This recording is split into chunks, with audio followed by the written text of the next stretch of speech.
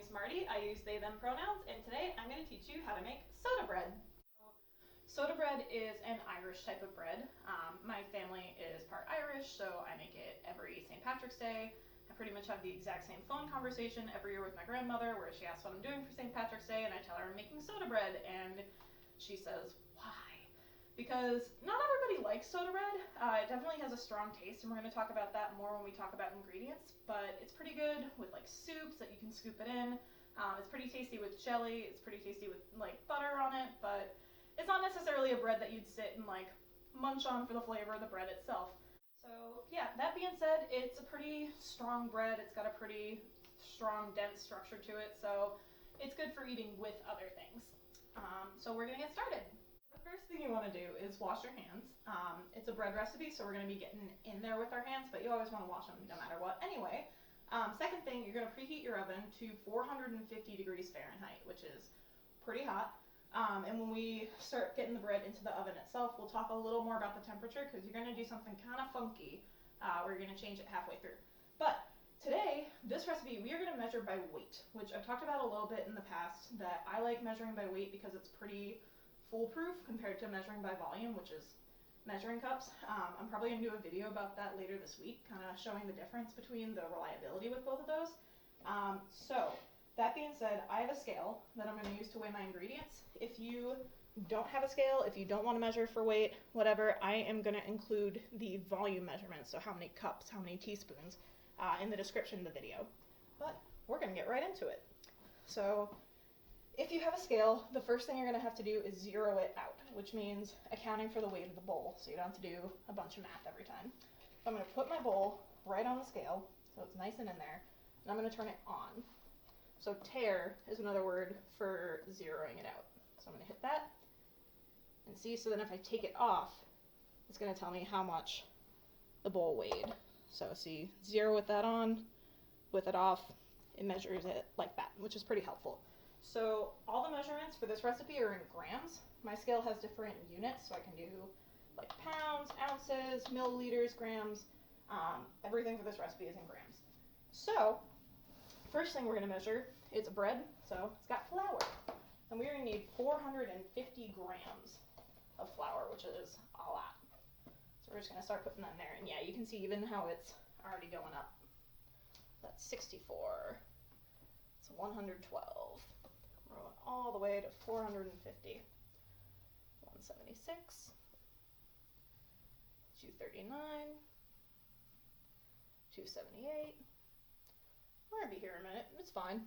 333. That's my lucky number. 389. 442. So then we're going to go a little slower. So yeah, 448. We want to get it as close to 450 as possible. 449. 450. Awesome. You can give it a little shake to make sure that it's right too, because I know like with some ingredients like chocolate chips is a big one. If I shake it, sometimes it'll weigh something a little less or a little more. So the next thing we need is salt, and we're going to do 3 grams of salt. So I'm going to hit that button to zero it out again. So now it's accounting for the weight of the bowl and the flour. And then I'm going to do 3 grams of salt. So salt comes out quicker than you would think. So a good thing that you can do if you're worried about pouring too much in is that you can pour it into a cup and then pour that in. I'm going to just go for it from the container today, but I'm going to go nice and slow. Yeah, so that's about 2 already. Yeah, a little bit at a time. 3, there we go. Yeah, it is significantly easier to add more salt to flour than it is to take salt out of flour that you've already put in. You're gonna have a little bit of a nightmare on your hands. But all right, so the last dry ingredient is baking soda, which is where soda bread gets its name from. And we're gonna do 4 grams of baking soda. And something else that I'm probably gonna talk about in a video either this week or next week is what's called leaveners. And leaveners are the things that make breads, cakes, cookies rise. So we have everything from baking soda, baking powder, yeast we've talked about a lot. Soda bread uses kind of an interesting combination that you don't find in a lot of other recipes, which is baking soda and buttermilk. We'll talk about buttermilk in a minute. But one of the reasons that not everybody likes soda bread is because the flavor of the baking soda can be pretty strong. That I don't know if any of you have ever tasted baking soda, if you've done like a volcano project in school. Like, it has a pretty strong taste by itself, so it can be unpleasant if you have too much of it, but a good soda bread recipe, which I've found this to be a pretty good balance before, has that balance where it's still pretty tasty. So we're going to go for 4 grams of baking soda. And again, if you're feeling nervous about it, I would put it in a different cup. I'm just kind of going to go for it. Yeah, we're still at 0. Oop, that was a little bit, so that's 3. Ma'am, excuse you, we're trying to film a cooking show here? Nah, that's cute. That's still 3. 4, perfect. And again, you can give that a little shake just to make sure. 4. Awesome. So the next thing we're going to do is we're going to take it off the scale. We can turn that off because we're all set with it. And we're going to whisk our dry ingredients together. So it's a little bit like that artisan bread recipe that we made a while ago, where you want to whisk all your dry ingredients together before you add your wet. And pretty much same reason as the last one, which is that will keep all the ingredients spread out evenly. And that's especially important with soda bread because the way that soda bread works on a science level, when it comes to that leavener that I just mentioned, baking soda and the buttermilk, is that once this buttermilk hits that baking soda, it's going to start to rise a little bit. It's going to make bubbles, basically like a baking soda volcano that you would make, because buttermilk is a little bit acidic, like vinegar. So what we want is we want that baking soda to be really, really mixed in before the buttermilk gets in there, because otherwise it's going to be like kind of uneven in how well risen it is. So we're going to get right in there and just really, really make sure. And again, like I mentioned the other one, you can do this with a fork. I like using a whisk, just because it's fun. But a fork will do just as well. Alright, and again, similar to that other bread recipe, we're going to make a well in the middle, which is just making that little hole. And if you've not washed your hands, now is going to be a very good time too, because we're going to get our hands in there pretty soon. Alright, so we are going to add our buttermilk into the center of that well, and then we're going to start kneading it together a little bit. I'm going to take my watch off too, actually, because bread dough and a watch, not my favorite thing. So we're going to do 1.5 cups of buttermilk.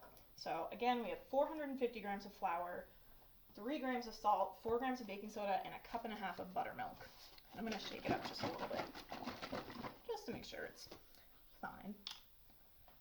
Alright, so I'm going to go right to the side and watch the line. That's my oven preheating. Alright, so yeah, that's a cup right there. I'll pour that in and I get another 1/2 cup.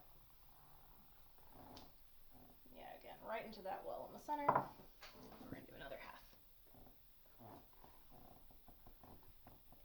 Kind of tricky to see. There we go. Alright, so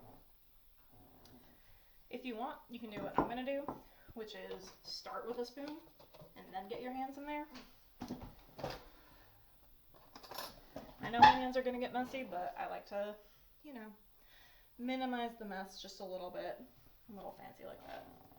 Yeah, so I'm going to start folding in those dry ingredients just a little bit. I don't want to start like really getting in there right from the get-go. I want to make sure it's really even. Yeah, as this comes together, it's going to make a dough that's like not too wet, but it's going to be a little sticky. So it'll probably stick to your hands a little bit. Your hands are going to get messy. If you don't like having messy hands, bread's maybe not your thing, and that's okay. There are some days where I don't want to get my hands messy, so I don't make bread. Alright, yeah, so now I'm going to get in there with my hands. And this one you are going to need just a little bit. Like only like a couple minutes really in general, or overall, but you're going to need a little bit. So, ooh, my already getting bleh. So I'm gonna start getting that together. Kind of similar motions to the last bread that we made of just, you know, pulling it together, using that excess flour on the edge of the bowl, throwing flour, throwing dough. That's fine. Find that in a year. But just using that like excess flour that's around the edges like that and that to really kind of start to get it a little more dry. So if you're looking for like dough terms too, because I know like I've said some stuff like a sticky dough, a wet dough, a shaggy dough, that's kind of what a shaggy dough looks like. Which some doughs, when you make them, will look like that when they're done. This one does not. But just a little fun fact, the more you know. That's what a shaggy dough looks like. And we don't want this one to be too shaggy, we want it to be more sticky. Shaggy doughs usually happen when they're a little more dry. Sorry, you may be able to hear my cat acting a fool in the background. That's fine. That's her lifestyle. Alright, yeah, so now it's starting to come together really nicely. So now is when we're going to knead it for just a couple minutes. And I'm going to do kind of a rolling action within the bowl. What is she doing? She took the sweets, the waffle things. She stole them. Yeah. She stole them. One moment. I'll stop. Hey! Alright. My cat getting a little ridiculous in the background. My mom mailed me some cookies from Massachusetts. Pizzelli's for my fellow Italians out there. And they come in a bag that is made entirely out of cellophane and therefore very attractive to the cat. And I don't like to share my cookies with the cat, so we're gonna have a problem. But yeah, so I'm just kind of like pushing it down, rolling it a little bit. I'm not getting too in there. But yeah, when you want to like really knead something, honestly, one of the best things you can do is get mad at it. Like, think about something that makes you mad. Like, my cat keeps eating my special cookies from Massachusetts that I can't get out here. I want to learn how to make them, but they have to use a special type of iron thing that costs too much money, and I don't want to spend money on something that does one thing. But I really like Pizzelli's. You know, something like that. Yeah, that is just about good. So yeah, you can see like it's sticky, but it's not like wet. That the dough when we made those other loaves was more wet, that, you know, when I held it, it would be down to here in like under a minute. But this one's pretty good. This one's just sticky. So we're gonna put that in the bowl, and then I'm gonna wash my hands, and we are gonna grease a sheet pan with butter. We're gonna do like a really nice even layer of butter on it, but I'm gonna wash my hands first. All right, so we're just gonna take a stick of butter, and we are gonna get pretty much anywhere that this bread is going to touch. So it's kind of hard to see because it's butter. It's not exactly colorful, but because that dough is so sticky, it's better to put too much than too little. And that's just going to give it like a nice flavor on the bottom and keep it from sticking. If you want to do like a sheet of parchment paper under this or something just to keep it like, you know, especially not sticky. If your pans are kind of difficult, that's fine. I'm just going to do straight up butter. So yeah, we're going to put that to the side, and we're going to take our dough, and you're going to kind of form it into a ball as best you can. So this one's already pretty much there, which is good. You're going to put it right in the middle of that. And it's going to sink a little bit. That is okay. But I'm going to tell you, the bread itself, when it bakes, is going to expand quite a bit. So you want to try and make it as even as you can a little bit, because we're also going to score it. And once I make those marks, we're just going to do a big X on top. And again, for scoring, you're making a cut that goes about 1/2 inch deep. So not too deep, but 1/2 inch deep. And the more even you make that X, And the more even you make the sides, the better, because as this bakes, all those like indents and stuff like that are going to get exaggerated. So like, see, if that was poking up, this guy would be like, while the other ones are more even. So this is one where you do want to be a little more even about it. But, you know, variety is the spice of life. Yeah. Cool. All right, so my oven is preheated, so I'm just going to get this in there. 450 degrees. We're going to leave it in there for 15 minutes at 450 degrees. But then we're going to turn the temperature down to 400 and leave it in for 30 minutes more. So that's 45 minutes in the oven total. So again, 450 degrees is what it's preheated to. We're going to do that for 15 minutes. When our timer goes off at 15 minutes, we're not going to turn the oven off altogether, but we're going to turn the temperature down to 400 and then put 30 more minutes on the timer. So it's going to be in there the entire time that temperature is lowering, and then it's going to be in there for whatever the rest of the 30 minutes looks like as well.